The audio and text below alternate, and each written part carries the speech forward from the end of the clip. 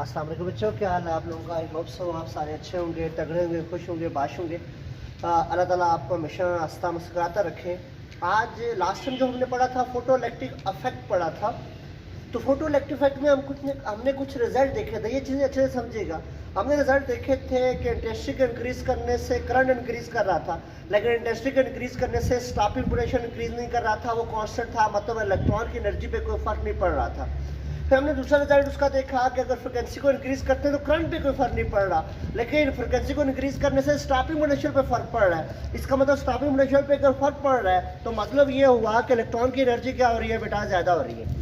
फिर हमने ये भी देखा कि इलेक्ट्रॉन जो है डिफरेंट एनर्जी से क्या होते हैं, एमिट होते हैं, और हमने कहा कि एक स्पेसिफिक फ्रिक्वेंसी होती है, अगर उससे नीचे फ्रिक्वेंसी और लाइट की तो बेशक इंटेंसिटी जितनी मर्जी कर ले, इलेक्ट्रॉन एमिट नहीं होती। ये कुछ हमने फोटो इलेक्ट्रिक इफेक्ट देखे थे।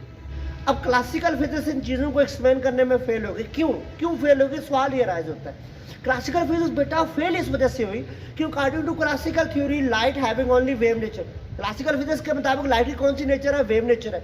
मतलब वेव नेचर से मुराद क्या है, लाइट जस्ट क्या कर सकती है, पोलराइजेशन काज कर सकती है। लाइट पोलराइजेशन के बाद क्या काज कर सकती है, इंटरफेरेंस कर सकती है। लाइट इंटरफेरेंस के अलावा क्या कर सकती है बेटा, डिफ्रैक्शन कर सकती है या रिफ्रैक्शन कर सकती है, लाइट ये कर सकती है। लेकिन according to classical theory light कभी भी इलेक्ट्रॉन को एमिट नहीं करा सकती। और फोटो इलेक्ट्रिक इफेक्ट में होता क्या है कि रे ऑफ लाइट पड़ रही है, इलेक्ट्रॉन एमिट हो रहे, तो यहाँ पर क्लासिकल फिजिक्स बेटा क्या होगी, फेल होगी।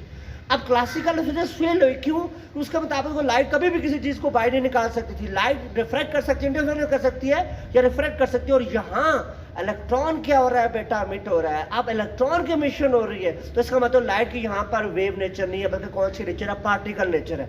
और क्लासिकल फिजिक्स में जो लाइट है उसकी पार्टिकल नेचर का कंसेप्ट ही नहीं था। इस वजह से जो क्लासिकल फिजिक्स थी वो फोटो इलेक्ट्रिक इफेक्ट को एक्सप्लेन करने में क्या होगी, फेल होगी। अब एक्सप्लेन किसने किया बेटा, एक्सप्लेन जो किया वो किसने किया, आइंस्टाइन ने। कैसे किया एक्सप्लेन, सुने। आइंस्टाइन ने ये कहा कि बेसिकली एक्चुअली में जो लाइट है वो कंसिस्ट करती है छोटे छोटे पैकेट्स पे। क्लासिकल के मुताबिक तो लाइट कंटिन्यूस है ना, लेकिन आइंस्टाइन ने कहा नहीं, लाइट कंटिन्यूस नहीं है, बल्कि light consist of small packet of energy and the small packet of energy are known as quanta. और इस स्मॉल पैकेट ऑफ एनर्जी को हम किसका नाम देते हैं, क्वांटा का नाम देते हैं। और आइंस्टाइन ने ये कहा ये स्मॉल पैकेट ऑफ एनर्जी जिनको हम क्वांटा कह रहे हैं, ये जब आकर मेटल सरफेस पर पड़ते हैं तो सबसे पहले ये क्वांटा उस मेटल सरफेस में मौजूद इलेक्ट्रॉन को क्या देते हैं, एनर्जी देते हैं। अगर वो एनर्जी आयनाइजेशन एनर्जी के इक्वल है, अगर वो एनर्जी इलेक्ट्रॉन को मेटल सरफेस से बाहर निकालने की एनर्जी के इक्वल है, अगर वो एनर्जी वर्क फंक्शन के इक्वल है, तो इलेक्ट्रॉन वहां से क्या हो जाएगा, एमिट हो जाएगा। और बाकी जो एनर्जी होगी वो किस में कन्वर्ट हो जाएगी बेटा, काइनेटिक एनर्जी में कन्वर्ट हो जाएगी। और यही चीजें हमने आज क्या करनी है, डिस्कस करनी है। बेसिक कंसेप्ट मैंने बताया है, अभी हम वे से डिफरेंट वे से इसको क्या करेंगे बेटा, एक्सप्लेन करते हैं, देखते हैं बेटा एक्चुअली में होता क्या है। यही चीज हमारी। अच्छा जी, आइंस्टाइन ने क्या कहा, आइंस्टाइन ने कहा कि basically light consist of packet of energy, this packet of energy are known as quanta and according to Planck's each quanta has energy that is E is equal to HF। Planck's के मुताबिक हर एक quanta की जो energy है E is equal to HF। अब Einstein ने explain यूं किया, उसने कहा सपोज आपके पास ये क्या है बेटा, इलेक्ट्रॉन है किसी भी मेटल सरफेस में मौजूद, तो सबसे पहले होगा ये, उसने कहा सपोज कोई रे ऑफ लाइट है आकर फॉल करती है और उस रे ऑफ लाइट की एनर्जी वो पैकेट्स की फॉर्म में है, और वो एनर्जी किसके इक्वल है, E is equal to HF। तो जो ही वो मेटल सरफेस पर रे ऑफ लाइट पड़ेगी तो रे ऑफ लाइट वहां से इंटरफेरेंस नहीं करेगी, डिफ्रैक्शन नहीं करेगी, पोलराइजेशन नहीं करेगी, बल्कि रे ऑफ लाइट ये करेगी कि जो ही फॉल हुई तो इलेक्ट्रॉन जो होगा इस रे ऑफ लाइट की एनर्जी को क्या करेगा, ऑब्जर्व करेगा। इलेक्ट्रॉन पर फॉल हुई, इलेक्ट्रॉन क्या करेगा बेटा, ऑब्जर्व। अगर इलेक्ट्रॉन ऑब्जर्व कर रहा है, अगर वो रे ऑफ लाइट की एनर्जी इतनी है कि वो इलेक्ट्रॉन को न्यूक्लियस के बाहर निकालने की एनर्जी के इक्वल है, तो उस एनर्जी को कहते हैं वर्क फंक्शन। वर्क फंक्शन से बेटा क्या मुराद है, the minimum amount of energy that is required to escape out electron from metal surface is known as work function। क्यों मिनिमम एनर्जी जो इलेक्ट्रॉन को किसी भी मेटल सरफेस से बाहर निकालने की चाहिए होती है उसको कहते हैं वर्क फंक्शन, मतलब आयनाइजेशन सिंपल एनर्जी है। तो अगर ये लाइट अगर फॉल करती है, जो ये फॉल करेगी तो सबसे पहले इलेक्ट्रॉन क्या करेगा, एनर्जी को ऑब्जर्व करेगा। अगर वो एनर्जी इलेक्ट्रॉन को बाहर निकालने की एनर्जी के इक्वल है, अगर वो एनर्जी वर्क फंक्शन के इक्वल है, वर्क फंक्शन को हम कहते हैं फाई, तो इलेक्ट्रॉन यहाँ से क्या हो जाएगा, एमिट। जब इलेक्ट्रॉन एमिट होगा तो बाकी एनर्जी किस में कन्वर्ट हो जाएगी बेटा, काइनेटिक एनर्जी में, कि कुछ जो एनर्जी का पार्ट यूज होगा इलेक्ट्रॉन को न्यूक्लियस से बाहर निकालने के लिए, और कुछ जो एनर्जी होगी किसके तौर पर यूज हो जाएगी बेटा, काइनेटिक एनर्जी के तौर पर यूज हो जाएगी। सपोज ऐसा है, आप घर के अंदर क्या है, सपोज बेटा आप क्या है, इलेक्ट्रॉन है, मैं रे ऑफ लाइट हूं, मेरी एनर्जी क्या है, HF। मैं वहां से आपको क्या करता हूं, सबसे पहले आप कैद है तो सबसे पहले मैं एनर्जी यूटिलाइज करूंगा आपको कैद से निकालने के लिए। उसको डोरी के साथ बंधे हुए हैं, ये डोरी के साथ मैं डोरी को खोलूंगा और फिर जो बाकी मेरी एनर्जी की मैं धक्का दूंगा आपको, और आप किसके में मूव कर जाएंगे, काइनेटिक एनर्जी से। और ये बेटा किसकी है, आपके पास एक्सप्लेनेशन है, आइंस्टाइन की एक्सप्लेनेशन है। इसको मैथमेटिकली हम कैसे लिख सकते हैं, मैथमेटिकली ये कहता है कि लाइट की एनर्जी क्या है, HF। वो एनर्जी सबसे पहले किसके तौर पर यूज हो रही है, वर्क फंक्शन फाई, और बाकी एनर्जी किस में कन्वर्ट हो रही है बेटा, काइनेटिक एनर्जी में। इसको यूं भी लिख सकते हैं, HF equal to phi, work function है फाई प्लस 1/2 mv²। ये इलेक्ट्रॉन जो मिट हुआ है उसकी काइनेटिक एनर्जी है। इसको इक्वेशन नंबर 1 का नाम दें। अब हम इस चीज में इंटरेस्ट रखते हैं कि वर्क फंक्शन किसके इक्वल है। वर्क फंक्शन को निकालना चाहते हैं तो हम कहते हैं लेट जो रे ऑफ लाइट है उसके पास इतनी एनर्जी है कि वो इलेक्ट्रॉन को जस्ट बाय निकाल रहा है, या रे ऑफ लाइट की इतनी एनर्जी है वर्क फंक्शन के इक्वल है। उस वक्त जो फ्रिक्वेंसी होगी वो थ्रेशोल्ड फ्रिक्वेंसी होगी, इसको क्या कहेंगे बेटा, F0। हम असल में इस फाई की जगह वैल्यू पुट करना चाह रहे हैं, तो हम कहते हैं सपोज कि हमारे पास कोई फ्रिक्वेंसी है थ्रेशोल्ड फ्रिक्वेंसी F0, जो जस्ट इलेक्ट्रॉन को न्यूक्लियस से बाहर निकालने के लिए यूज हो रही है, और न्यूक्लियस को आगे काइनेटिक एनर्जी नहीं दे रही। जाहिर सी बात है, अगर न्यूक्लियस को काइनेटिक एनर्जी नहीं दे रही तो इसका मतलब काइनेटिक एनर्जी क्या हो जाएगी, 0। तो फ्रिक्वेंसी इस वक्त क्या है, HF0, तो लिख देंगे यहाँ से HF0 इज इक्वल टू 5। मतलब जो वर्क फंक्शन है वो किसके इक्वल है बेटा, HF0 के। F0 क्या है बेटा, थ्रेशोल्ड फ्रिक्वेंसी। अगर थ्रेशोल्ड फ्रिक्वेंसी दी गई हो, H प्लांक कांस्टेंट की वैल्यू मौजूद है, तो यहाँ से वर्क फंक्शन आप निकाल सकते हैं। मैं ये वैल्यू यहाँ पे पुट कर लेता हूँ बेटा, तो क्या फॉर्म बन जाएगी बेटा, HF equal to HF0 plus 1/2 mv²। ये आइंस्टाइन की इक्वेशन आ गई।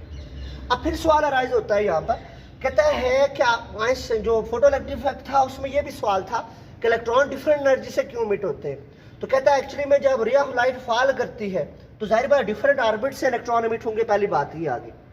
जब डिफरेंट ऑर्बिट से एमिट होंगे तो डिफरेंट ऑर्बिट में इलेक्ट्रॉन की एनर्जी क्या होगी, डिफरेंट। दिस मीन्स जो एमिट होंगे उनकी एनर्जी भी क्या है, डिफरेंट।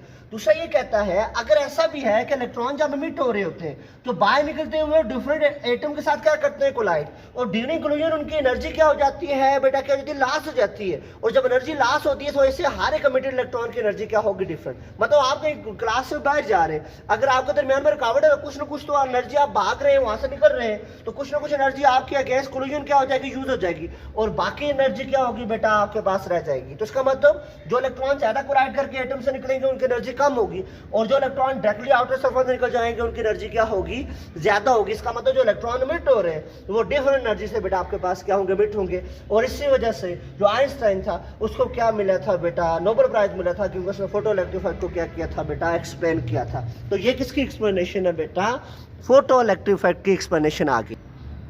बेटा फोटोइलेक्ट्रिक इफेक्ट की जो एप्लीकेशन है वो क्या है, फोटोसेल। अगर फोटोसेल को हम डिफाइन करें तो जो भी कर सकते हैं, a device that convert light energy into electrical energy is known as photocell। और फोटोसेल कैसे वर्क करता है, जस्ट लाइक फोटोइलेक्ट्रिक इफेक्ट ही है। कहता है photocell consist of evacuated tube. Photocell consist करता है एवोकेटेड ट्यूब के अंदर। In evacuated tube there is a cathode and anode. Cathode is attached with negative terminal of battery, where anode is attached with positive terminal of battery. Simple उसी way से बेटा, there is also ammeter is attached.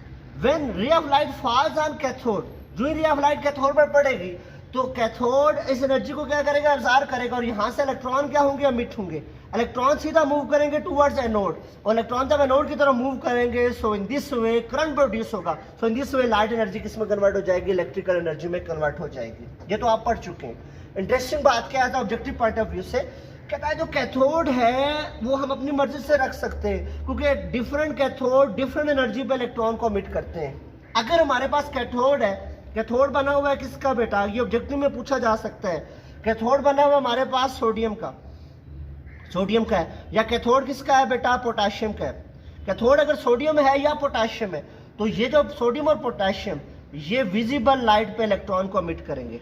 मतलब visible light पे photoelectric cell आपने बनाना है, photo cell बनाना है, तो आप कैथोड किसका यूज़ करेंगे, सोडियम का, या आप किसका यूज़ करेंगे, पोटाशियम का, क्योंकि विजिबल लाइट पड़ेगी तो वहाँ से वो इलेक्ट्रॉन को एमिट करना शुरू कर देंगे। इसका मतलब लाइट एनर्जी किस में कन्वर्ट होगी, इलेक्ट्रिकल एनर्जी में कन्वर्ट करना शुरू होगी। फिर एक कहता है, एक और जो आपकी बुक के मुताबिक मैं डिस्कस करूँगा जस्ट, कहता है एक और दिया हुआ उसने, कहता है ऐसा भी है कि सीजियम जो है, caesium coated with silver oxide, coated with oxide silver या सिल्वर ऑक्साइड, बात एक की है बेटा, सिल्वर ऑक्साइड, सीजियम जो है कोटेड विद सिल्वर ऑक्साइड, ये भी एमिट करता है इलेक्ट्रॉन को, किस पे बेटा, इंफ्रारेड पे।